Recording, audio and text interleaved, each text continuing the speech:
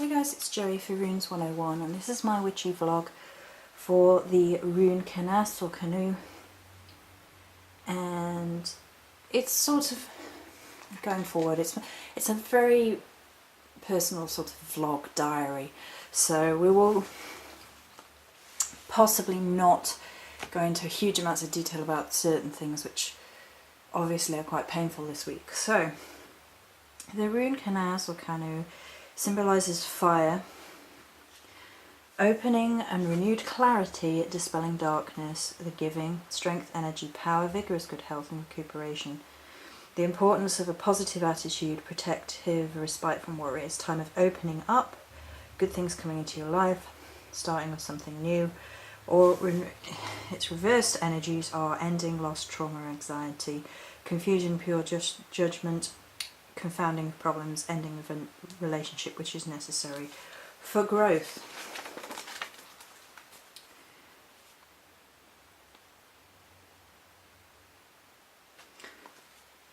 This rune, although supposedly upright,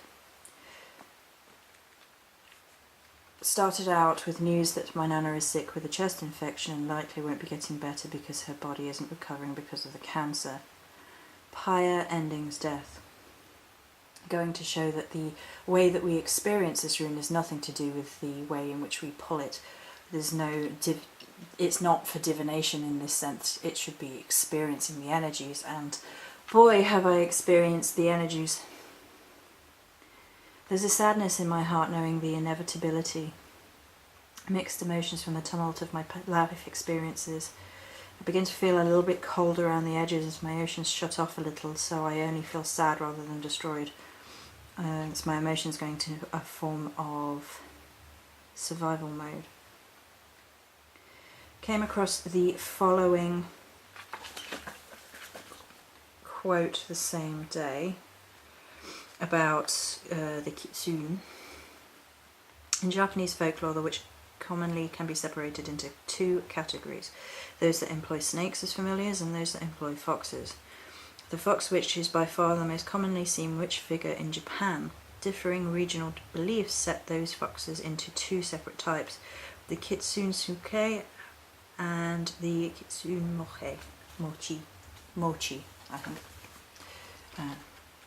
The kitsune suki gains his or her fox familiar by bribing it with its favourite foods, and then strikes up a deal with the fox, typically promising food and daily care in return for the magical services of the fox. The fox of Japanese folklore is a powerful trickster in and of itself, imbued with the power of shape-shifting, possession and illusion. These creatures can be either nefarious, disguising themselves as women to trap men, or they can be benign forces, as in the story The Grateful Foxes. Once a fox enters the employ of a human, however, it almost exclusively becomes a force of evil to be feared, and that's sort of when they're subjugated. A fox subjugated by the employ of a human can provide them with many services, turning invisible and finding out secrets, tricking enemies via illusion, and even possession of the enemy.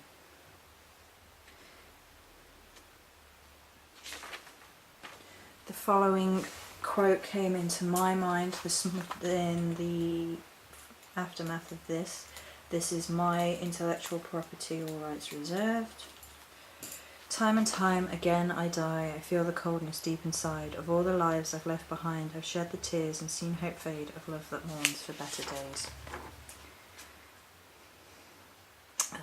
The following day we went to see a family friend who had 3 failed surgeries and had been feeling suicidal. On the way there I saw a dead fox at the side of the road which seemed to be smiling, which horrified me and gave me shivers and shudders as we were going there. I had arguments with people that night saying that they considered their connection to me not to be what they had previously considered it, as if they had been lying about how they felt, and that upset me. The following day I saw a lot about merlinite, which is shot in front of the fox, The Witch's stone that resonates highly with the third eye chakra is a shamanistic stone said to have the in-principle knowledge from shamans, witches, alchemists, and even Merlin himself. It attracts powerful magic and good luck to you. It is a wonderful stone to help empower the... to help answer the deeper questions about yourself. The combination of colours of light and dark is said to combine the earth and spirit realms. It is a stone that helps you to use the energies of the natural world and communicate with elementals. It stimulates intuition, psychic ability, including mediumship skills. A stone of creativity and inspiration, clear psychic visions to help access the higher spiritual energies and to contact guides. It allows you to explore the light side of yourself as well as the dark side of yourself and bring them into balance. The following quote was following me around the same day. It is not more surprising to be born twice than once. Everything in nature is resurrection. Voltaire. And then the following quote is mine. My intellectual property or rights reserved. I walked amongst the fallen leaves because that's where I belong. I'm not entirely sure if that counts as haiku, Japanese poetry. I just wrote it and I've just wondered now whether it's the correct amount of syllables. I don't know offhand without looking. And the song lines from Plum. You're the light inside my eyes, you give me reason to keep trying, you keep me more than I could dream, and you bring me to my knees, you bring me to my knees, which seemed to resonate with my relationship with the Morrigan. Yesterday, the day before, I engaged in raw shadow work without even really realising it, and some healing work, which obviously was the video, which was, the dark goddess healing. Today, Anna Gildercraft shared, meet me at the lake where the veil grows thin, and we shall journey to Avalon, to the goddess within, taking this as confirmation to draw on the healing work I had intended to do today using the energies of Avalon. So I spent that day in healing. The following day, I found the following quote came from me for the Smart Witch, and actually I saw it and Tracy shared it with me as well on my wall. In Northern European traditions, foxes may have served as witches, familiars, or being a shape-shifted form of a witch. But in Japan, some foxes may actually be witches. Kitsune are characterized by great intelligence and magical powers. Whilst they may be great tricksters, they are just as likely to be faithful lovers, friends, spouses, and guardians. Many fox spirits are in fact gifted alchemists who strive for longevity or immortality. The older the fox, the more tails and the more power it is said to possess. A fox may not sprout any new tails until it reaches 100 or 1,000 years of age, depending on the legend. When a kitsune gains its 9th tail, its fur turns white or gold, and it gains the ability to see and hear everything happening in the world.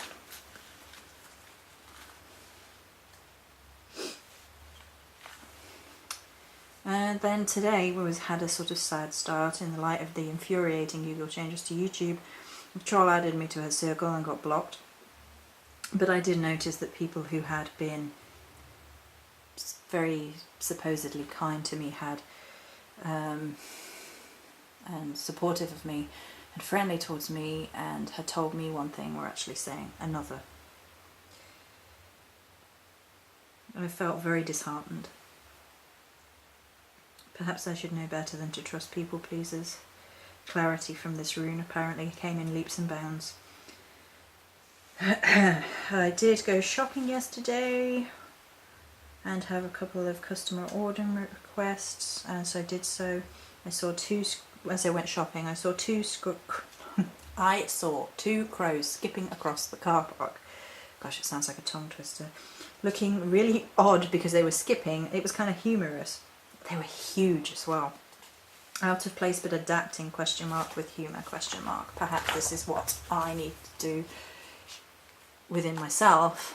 And today when we went for a drive, the sun was just up, bathing the world in this incredible glow. There was a fence where the light shone through this fence, and there were leaves all over the ground in front of it, and it appeared to just glow, and masses of crows flying to their nests. A new day. So this rune this week has been all about bringing into balance a lot of different strands of energies within myself. So the funeral pyre, which of course I mentioned and as just sort of an offhand idea when I was discussing ideas about the rune in the picture, turned out to be quite apt, and there have been very real confrontations with real death, the coming of real death, and then parts of my life which are taking a death, and parts of me which are dying off, and in order to make room for the new. There have been multiple references this week to alchemy, to alchemists, and that has come not only through my totem animal, which is intimately connected with who I am as a person, but as well through the Merlinite information, which was very, very prominent this week, and I'm going to actually have to sit probably today or tomorrow, depending on how busy I get, with the Merlinite and try and engage with those energies, because that alchemy, that transformation of something into something else, is obviously a theme which is running through my week this week with this rune. Obviously, if you consider that this rune is a controlled fire, and we can frequently find controlled fires within alchemists' processes. I mean, you can consider cooking a form of alchemy, and then, if you consider your certain types of science with your Bunsen burner a form of alchemy, when things are heated they get changed into something else. The heat sort of adapts what is there, and as well as the fact that fire can change and create, it can also burn and destroy, and that has obviously been one of the key themes this week. Death has been there all the way through, and it's interesting how I was a little bit worried that I was going to have an overwhelmingly negative experience with this rune this week, and it's nothing to do with how it comes out, it's just the energies and what's going on in your life. It wasn't completely negative at all. It was, facing some difficult life decisions, some difficult things that you have no control over. And there were literally differing circumstances of the same notion. In one aspect of death in the physical realm with my nana, there's no choice. It's a ticking clock. It's inevitable and sad and awful, and there is just no choice involved. Whereas in the other case, there was the choice between life and death for the other woman, and then there was a choice for me to go and be there when she needed it, which of course we did. Then there has been the duality of the Kitsune legends, the fox legends. I saw a dead fox at the start of the week, which was horrifying. Part of myself dying off, literally in the physical world, smiling about it. And it brings into mind that idea of smiling at death and death smiling back, because there's nothing you can do about it but smile. And but then with the Kitsune fox legends, there is these negative legends about them, and then these really, really positive legends about them, and it's all a matter of perspective and experience, which of course is all about balance again.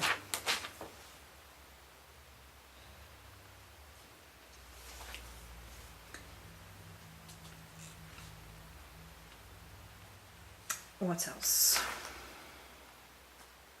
So we've covered alchemy and the crows and there was the new day element right at the end of the week. So it's kind of rounded off with, again, that duality of sadness and hope and possibility. So today being the last day, really, I've had it come to my attention, which people aren't who they say they are, unfortunately, and it causing me a great amount of pain because I really had trusted X person. And then on the other hand, there is that glimmer of hope coming through with the nature all around and the crows and the incredible sights of the world being bathed in beautiful early morning glow, and these crows and the hopping crows, and it's sort of learn from what you should already know, but hope for the future. It's like you know how to identify things that aren't going to help you, that are going to hurt you. Trust your instinct on that, and know that, you know, certain people aren't going to stop their negative behaviours, clearly, and you have to change and adapt and grow and look for the hopefulness in the world. It's why the rune is currently sat in my mini cauldron full of pumpkin seeds, because that's what this week has been like. It's been the shedding, the death element of Samhain, and then those seeds, those beginnings, those hopeful glimpses into the future of hopeful change and growth and adaptation. Alchemy, basically, has been alchemy of the self, has been the message overall for this rune, and it's not been easy at all. Alchemy of the self begins with yourself, begins with who you really are. And I've, throughout my life, heard of victim mode nonsense from a whole load of different people. My mother used to do it all the time. This person was nasty to me, so I'm justified in behaving badly. Or, anybody who's constantly going on about how the actions of others made them behave in a bad way, or made them so they don't have to deal with their own problems or whatever. That's victim mode, and that's not personal alchemy. I've heard the same stories from the same people over and over and over again, where they blame all of their problems on people X, Y, and Z. And whilst it's true that people can affect us and do continue to affect us and just sometimes hound us, trust me, how we choose to let that affect us is the ultimate thing. And I've got to the point now where I'm like, if I will not accept poor behaviour, and I've always been, you lose my trust, that's it, you're gone. I'm not going to trust you again, and if that's hard and cold and uncaring, then so be it. But that's sometimes a form of armour, which I think is sadly necessary in a world which apparently seems to want to punish people for trusting the wrong people. And that's awful that we are being punished for trusting people, but that's one of these sad, stark realities that we have to be very careful with whom we trust. So going forward into the next week, I'm hopefully going to be embracing my fox energy within myself and balancing those elements within myself and undergoing the personal alchemy which is necessary for my growth and inner joy, really. So that's it for this week. Many blessings.